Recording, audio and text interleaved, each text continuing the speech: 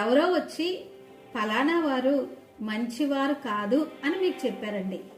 ఆ సమయంలో మీరు ఒకటే ఆలోచన చేయండి, నేను అందరికీ మంచివాడనేనా? నేను అందరికీ మంచిదాననేనా?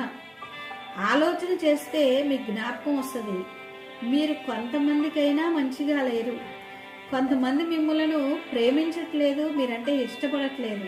అప్పుడు వారు మంచివారు కాదని ఎవరో నాకు వార్త తీసుకుని వస్తే నేను నమ్మితే వారికి ఎంత బాధ? నేను మంచివాడని కాదని, మంచిదానని కాదని నా గురించి చెబితే వారు నమ్మితే నాకెంత బాధ? కాబట్టి ఈ విషయాన్ని గ్రహించి మీరేం చేస్తారు అంటే, ఎవరికైనా ఏ విధమైన లోపాలైనా ఎవరిలోనైనా కనిపిస్తే ప్రార్థించండి, కానీ ప్రచారాలు నమ్మకండి, ప్రచారం చేయకండి.